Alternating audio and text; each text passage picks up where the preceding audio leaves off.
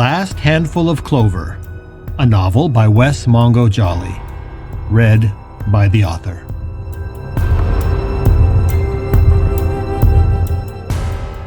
Book 3, The Stone in the Stream.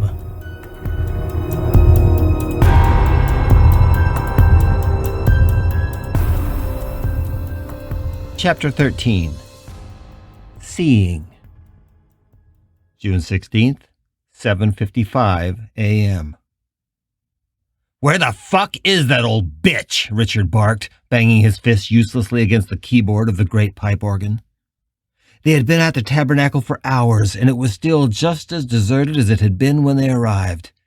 And with every passing minute he was getting more and more frantic. He had known even before they walked into the building that the old woman would not be there. When they were close to Temple Square, Richard had opened his mind to let his vision of the hereafter bloom, and he had searched it for turquoise stars. By all rights, the old woman should have shown up on his radar as one of those blue dots that represented the ghosts not under the sway of the Wanderer. But to his surprise, not only were there no turquoise stars in his visualization of the tabernacle, there were none anywhere around Temple Square. Surprised and a little alarmed, he pulled his vision back to see the hereafter from above, like an ancient and golden Lake Bonneville spreading out across northern Utah. It appeared that all the dead that did not serve the Wanderer had fled the city center. They were now congregated in a dozen pockets, sanctuaries of some kind, like they were seeking safety in numbers. No, that's not it, Richard realized. Cemeteries. They're gathering in graveyards. In the heart of Salt Lake City itself, only the red stars of the angels still burned, now flaring and sparking in their destructive power.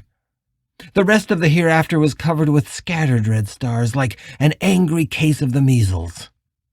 But despite his doubts, Richard had rushed them to the tabernacle anyway. Perhaps his powers had failed him, and perhaps, he hoped against hope, they would still find the old woman waiting for them there. "Try to stay calm, Richard," Billy said. He was seated now on the dais of the empty tabernacle, looking forlorn. Like him, Billy had clung to the hope that they would find Tooele waiting, and that she could somehow give them the last piece of the puzzle and finally lead them to Juilliard. "Have you tried contacting her again?" Billy asked. "I haven't stopped trying," Richard snapped at him. "I've been trying off and on ever since Liberty Park. But he recognizes me now, and he's blocking me, I think.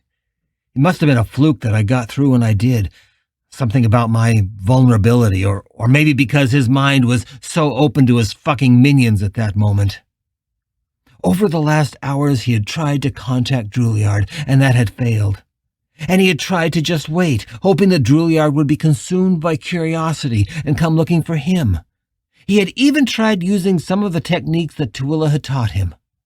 He opened his mind and made himself vulnerable. He tried tapping into his compassion and directing it outward with the image of the Wanderer firmly in his mind.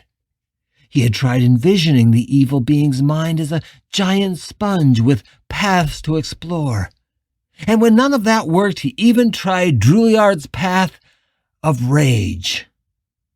It's like setting a trap over and over again with different bait, hoping that one will finally attract the prey. "I can feel him," Richard said, his frustration at a fever pitch. "I can sense his presence over the whole valley. When I picture the hereafter now, he's like a kind of webbing that holds it all together, with threads linking him to each of his angels. But I can't sense a direction or a location to where he's holed up." Richard sat on the organist's bench and leaned his elbows heavily on his knees. His hands worked each other like they were kneading bread, and he felt perspiration on his face, born out of effort and frustration. "What am I missing?" he moaned. "Is he afraid of me? Does he know we're close to finding him? Does he even fucking care? Or has he decided that I'm more like a gnat buzzing about his ears? Has he decided that I'm not any threat to him after all? Billy, I just don't know." The boy seated at Richard's feet seemed strangely quiet, and after a moment he suggested a simpler explanation. "Maybe it's just that he's busy," Billy said. "I think he's in control of every ghost he has." More minutes ticked by, and the tabernacle only felt more silent, more oppressive. "God damn you, Tooele!" Richard exploded, but it was more in despair than actual anger. He wondered if despair was all that he had left in him. He remembered the dark agony he had felt when that hopelessness had conquered him back at Liberty Park. Back when he was holding the hand of the dead boy who had written so eloquently in his journal. Did he have to fall to that level of despair again before he could finally find his way back to the Wanderer? He didn't think his soul could survive another trip down that dark road. "She wouldn't leave us if there was anything else she could do to help," Billy said. And his words were so simple and so heartfelt that Richard had to stop and ponder them. Somehow that simple assertion calmed Richard's mind, and he let the weight of it sit in his heart for a moment. Perhaps Billy was right. "One of the last things she said to me was that I have everything I need," Richard said, his voice quiet now and thoughtful. "Then maybe we should believe her. Maybe she's not here because you don't need her. And if she was here, it would only make you feel like you did. Maybe she knows you really are ready."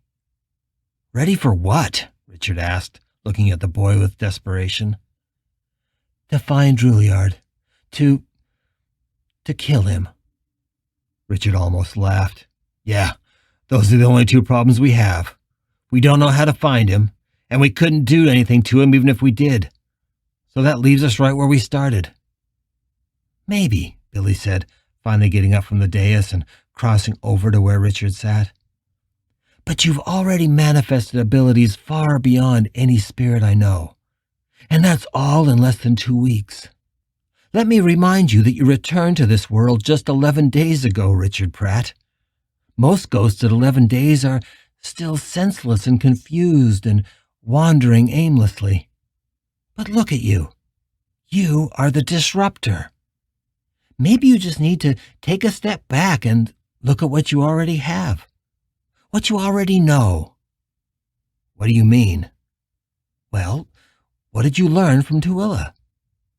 Richard felt a surge of annoyance at the boy, but he was trying to help, and getting pissed at him would not be of any use. "What did I learn?" he asked. "Well, I'm not sure. She taught me to see the mind as a maze and to follow it through to find a way in. She taught me about the red path and the blue path. And she somehow taught me to see the hereafter and all the ghosts and angels in it, like a vast yellow sea." Billy interrupted. "It sounds like she really only taught you one thing." "What?" "She taught you to visualize." That took Richard aback for a moment. Billy was right. Everything that the old woman had taught him was based on the single art of using his imagination to construct visual metaphors for things that were hidden to him in such exquisite detail that somehow that made them real. Whether it was the pathways of the mind, or the blue and red stars, or the hereafter itself, she made him picture it all, and then refine those pictures until every detail was crisp and clear and as real to him as the world he saw with his eyes. "That's true," he said. "It's all about the pictures. All about being able to see things that are otherwise hidden." "Do you think you were really there with Drouillard, in that ravine?" Richard hadn't thought about it. "No, I guess not. At least, no more than he was really there with me in the clothing store. It's all just thoughts," Billy finished the sentence for him. "It's all just a mental construct." "Yeah, I guess so." "Okay, so maybe the key is to use that new skill. Maybe that's what Tooele meant when she told you you have everything you need. She knew you could now find Juilliard by visualization alone. Billy, seeing isn't the problem. I could see where he was, but I don't have any context. There's no way to know where that stretch of desert actually is in the real world. No, but you have a location, and you already have a map. It's just a matter of putting the two together. What do you mean I have a map? Well, you say you can see the whole of the hereafter, right? Yeah, but okay, well, then humor me. Right now, close your eyes and picture it. Clear your mind and describe to me what you see. Richard did as he was asked. He closed his eyes and the image of the hereafter sprang into his mind. He described it to Billy, the vast golden reach of it, and how it extended all the way out to the borders that Billy had described to him based on his walking that edge over so many years. He described the scattered red stars, hundreds of them, burning throughout that golden lake like tiny bonfires viewed from a great height. And he described again the turquoise stars, clustered and quaking in their cemeteries, radiating fear and despair. But you told me you could also sense Juilliard. You told me you felt he had a connection to each of those red stars. Can you see him now? Richard tried to hone his perception, to pay special attention to those threads that he felt connecting to each of the red stars. And to his surprise, the threads thickened and writhed, as if he was looking at a nest of angry snakes. No, he said aloud, it's not snakes. Those are tentacles. I can sense him now. Juilliard is like... He's like... What is he like, Richard? Develop that picture. Give the image a name. He's like a giant octopus. Yeah, that's it. I can feel him. I can see him. I can see his tentacles stretched out over the entire valley. And where is that octopus, Richard? Can you find him? No, Richard struggled, trying to develop the picture, to find where the octopus lived. He traced the hundreds of tentacles, but they were all tangled like a gigantic bowl of writhing serpents. His mind was becoming overwhelmed, and he could sense it threatening to shut down. Finally, he broke his trance. With his eyes still closed, he said, "It's no use. I sense him, and visualizing him as a black octopus is interesting, but it doesn't tell me where he is. Not really." Finally, he let out a huge sigh and opened his eyes.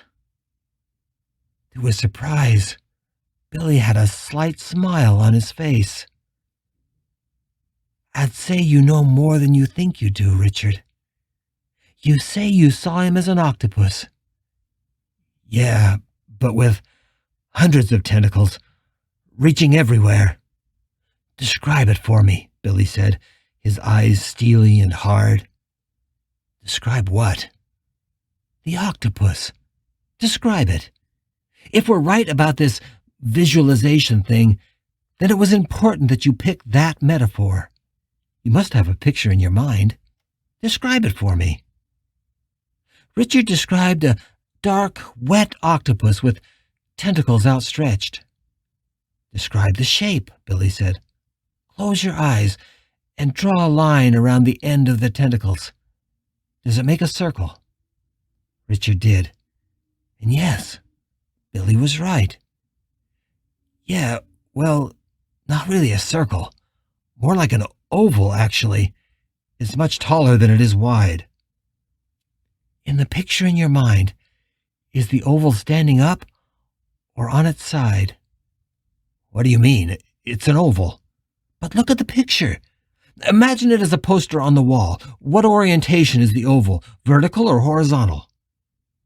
Richard paused. Then with his eyes closed, he reached out to illustrate what he was saying with his hands. "I'd say it's vertical, but tipped. Maybe a few degrees." "Counterclockwise," Billy said. But it wasn't a question. "Richard, Open your eyes." When he did, he saw Billy Travers staring at him, and a shiver went through Richard as he saw a knowing smile on the boy's face. "We need to find a map," Billy said.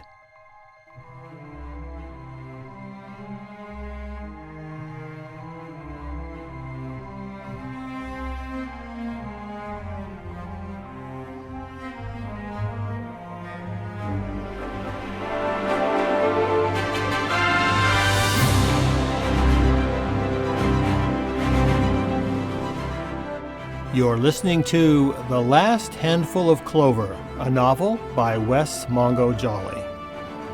If you're enjoying this audiobook, please consider supporting the author on Patreon. That's patreon.com/Wess Mongo Jolley. And for more information, check out the author's website at wessmongojolley.com. That's WESSMONGOJOLLEY.com. Thanks for listening and stay tuned for more episodes.